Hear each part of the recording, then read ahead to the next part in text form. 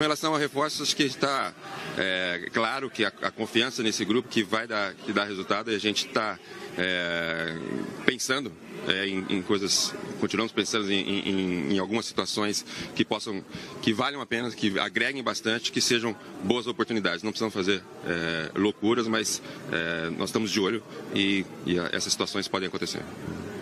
Agora, com relação à repercussão com o torcedor fica insatisfeito pela forma como aconteceu a derrota, embora seja um planejamento que o Dorival já disse que não vai alterar. Como que vocês lidam com isso? Normal, o torcedor, existe às vezes um trauma da temporada passada, que eu posso afirmar que essa temporada vai ser bem diferente e eles podem ter confiança nisso. Valeu, gente. Era só a última aqui, gente. O Raí deu apenas 2 palavrinhas rápidas aqui para conversar conosco. Promete trabalho em cima de reforços, os reforços que o São Paulo ainda espera, né, que possam desembarcar nessa equipe que, pela primeira impressão, ainda matura, né, ou ainda trabalha com esses jovens jogadores que estão no elenco, mas se necessita pelo menos um pouco mais de experiência que o técnico Dorival Júnior garante que para os próximos jogos deve vir ainda desse elenco com os reforços que por enquanto chegaram, Diego Souza, Anderson Martins, o próprio Cueva, que não é um reforço, mas pelo menos tecnicamente falando, um atleta importante para a equipe. São Paulo busca mais um meia, era o Gustavo Scarpa, jogador pulou, entre aspas, quase que o muro, né? Estava acertado com o São Paulo, negociação direta entre os clubes e foi parar no Palmeiras devido à liberação judicial, por isso que o Palmeiras conseguiu fazer um acerto diretamente com o jogador. Então espera-se um atleta para esta posição que estava com o Hernanes no ano passado, até porque o Diego Souza pode trabalhar tanto como meio campo, mas também atacante, o que vai ser o referencial na vaga do Lucas Prato. Emergencialmente pode atuar nessa função, mas o São Paulo busca um jogador para o meio de campo e mais pelo menos 1 ou 2 atacantes para comporem o setor de beirada ou até o referencial. São Paulo tem necessidade, isso já foi dito pelo técnico Dorival Júnior ao longo da semana e, portanto, o São Paulo fica no aguardo de oportunidades pontuais de mercado para reforçar um elenco de um ano de muita exigência que o torcedor, pelo que pede o Dorival, terá paciência. Só para encerrar rapidinho esse giro de informação aqui, Vilani, para o próximo jogo no final de semana do São Paulo Futebol Clube, não terão ainda as presenças de Anderson Martins, zagueiro, meio-campista Diego Souza, o próprio Cueva, porque esses 3 jogadores chegaram ao longo da pré-temporada, o Cueva atrasado e os 2 porque vieram de contratações devido às outras equipes, liberação, todo aquele trâmite de mercado, e esses 3 jogadores, como já adiantou o técnico Dorival Júnior, estão fora do próximo jogo do Tricolor. Obrigado, Facincani. A prioridade é sua, se tiver mais algum entrevistado, você volta aqui para conversar com a gente. O PVC vai concluir o que ele estava dizendo, eu só queria fazer uma rápida observação. Enquanto o Raí ia dizendo tudo com tanta confiança, os resultados vão chegar, não tenho dúvida disso, vão chegar rapidamente, já estão a caminho. Esse primeiro resultado não impacta nada do que eu penso do grupo. Ele me deu a ideia de muita confiança mesmo. E o Rodrigo disse, ele não poderia dizer outra coisa. Não sei, eu acho que tem gente que se esconde atrás de reforços, né? O São Paulo precisa dessa ou daquela posição. Se o Dorival diz isso nas entrevistas, como registrou Facincani, não me pareceu ser a ideia do diretor de futebol, que é o cara que assina as contratações ao lado do presidente. Não sei se porque, na opinião dele, não precisa, não sei se o São Paulo não pode. Enfim, queria a impressão de vocês também. PVC, só para concluir o que você estava dizendo antes. Não, vamos partindo daqui. O São Paulo acha que não precisa de laterais, em princípio. O São Paulo precisa de um meia e um atacante. Então, são as primeiras necessidades que o São Paulo identifica que precisa. E continua no mercado, mas como ele disse, sem pressa, porque também não vai sair de afogadilho para contratar um jogador que daqui a 2 meses a torcida esteja xingando. Então começa a trabalhar assim. Eu acho que tem uma coisa que está jogando a favor, que é o tempo do Campeonato Estadual, que vai até 8 de abril, e que tem só um jogo marcado, sem ser o estadual, que é a Copa do Brasil, dia 31. Então, depois pode até ter o segundo jogo da Copa do Brasil, mas por enquanto São Paulo sabe que tem um jogo sem ser a Copa do Brasil, sem ser o Paulista, até o final do Paulista. Então você pode começar o Paulista como se fosse uma pré-temporada. O Rosário contra a Sul-Americana em abril. Depois do final do Campeonato Paulista.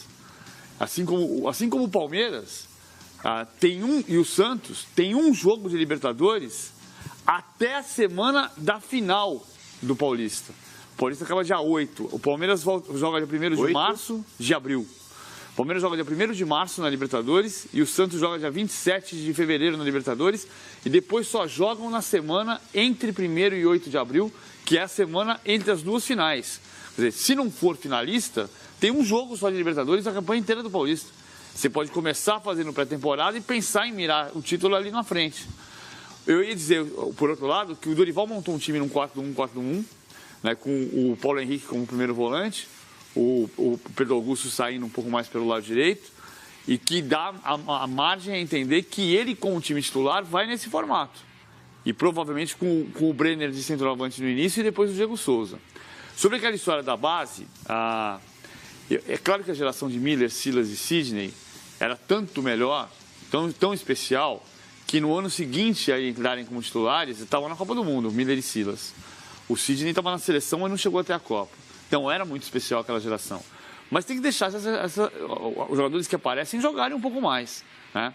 Claro que no ano passado a opção do São Paulo foi negociar para fazer dinheiro. Mas o David Neres podia estar fazendo sucesso aqui. Ele é o melhor jogador da Holanda, hoje. O Luiz Araújo tem um gol só no Campeonato Francês, mas é um jogador que está jogando. Então, dá para pensar e entender o que vai acontecer, o que será que vai acontecer com o Cipriano e com o Brenner daqui até o final do ano. O Dorival Júnior jura que os dois vão dar jogador. Uma informação, o Militão, ele tem contrato até janeiro, até dezembro de 2018, até janeiro de 19. Então, o São Paulo, se entender que o Militão é importante, tem que resolver a vida dele nos primeiros 6 meses. Caso contrário, ele pode deixar o clube sem deixar nenhuma grana para quem o formou. Bom, o São Paulo é engraçado, né? É chato ficar voltando a esse papo, mas é a discussão do momento, é para a temporada. Quem que é a quarta força de São Paulo? Muita gente, especialmente o Carille, que foi muito vítima disso ano passado, ele chegou a colocar de uma forma honesta, como a gente faz no treinamento, o Santos. Aí o torcedor olha agora, como foi a estreia do Santos? O Santos teve o mesmo tempo de preparação que o São Paulo. O Santos trocou de treinador, coisa que o São Paulo não fez. O São Paulo manteve o Dorival. Jair Ventura estreia, Santos estreia fora de casa, vence de forma categórica, atuação ok e tal. É que tem uma conta aí que a gente não consegue fazer, né? Eu não sei se o Linense é melhor ou pior que o São Bento. Exatamente. São Bento é mas melhor. assim, O São Bento é melhor. Não, tudo bem. Mas assim, a grosso modo o cara vai olhar amanhã ou hoje. Entendi. Estreia por estreia. São Paulo 0, São Bento 2. Santos passa tranquilo. O torcedor do São Paulo já vem muito machucado do ano passado, de ter lutado contra o descenso mais do que nunca em toda a sua história. São Paulo perde o Scarpa. Isso mexe muito com o Rai falou em trauma. O São Paulo não é campeão paulista desde 2005. Imagina o São Paulo não se classificando. O grupo do São Paulo, o PVC falou que ele pode estar nivelado nessa primeira rodada por baixo, com todo mundo com 0 ponto. O São Paulo pode não se classificar. Se o São Paulo vacilar, também não tem tanto tempo assim de recuperação. Que gol do Rodrigão, e perdão, Rodrigo. O Arthur fez 2, o Rodrigão fez esse aí. Eu só estou vendo agora, eu não tinha visto. A gente já estava aqui em preparação do Rodada Fox. Ó. Desculpa, Rodrigo. Não, então, eu sei que é muito cedo agora. As pessoas, espera a bola rolar para você falar alguma coisa. Deve ter o torcedor do Santos agora já achando barato. Nós somos a quarta força, o São Paulo o que é então? Mas o São Paulo ainda vai melhorar. O Raí rapidamente diz que vai ter resultado e tal.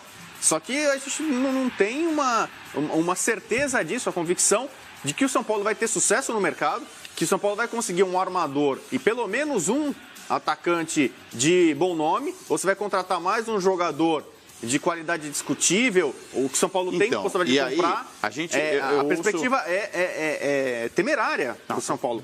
A concorrência é forte. Só queria fazer uma ponderação. O PVC disse, não pode ir de afogadilho. Claro, a contratação ideal não é aquela que vem e 5 jogos depois é vaiada pela arquibancada. Claro que não. Mas eu tenho a nítida impressão que o Palmeiras passou o rodo nos melhores jogadores do mercado interno. Jogadores que eram negociáveis. Isso é mérito de quem vai atrás. De pensar no Marcos Rocha, com o Atlético anunciando a redução também. da folha salarial. O São Paulo acha que não precisa de um lateral direito, mas se o Edilson viesse para o lugar do Bruno, seria excelente. Então, né? Então assim, isso é mérito. Aí é uma avaliação ruim da parte técnica, claro, né? Se o Madison, que saiu do Vasco para o Grêmio, tivesse Se bem que o Dorival tinha interesse no Victor Ferraz, ainda tem. Então, o São Paulo entende Santos que não vai negociar. O São Paulo entende que não precisa de lateral direito, mas a torcida não suporta ver o Bruno na posição. Eu acho que precisa de um lateral direito. Agora, eu acho que precisa reforçar com paciência, usando o tempo a favor. Eu só acho que assim, acho importante ponderar o tempo de fato de pré-temporada. Você falou no começo. Sei que vocês vão falar do tempo de fato. De uma hora. É muito pouco, 12 claro, dias. Assim, olha só. Já fiz esse exemplo aqui. O ano passado, o Manchester City, que é para fazer aqui um exagero, se apresentou na temporada passada, dia 22 de junho,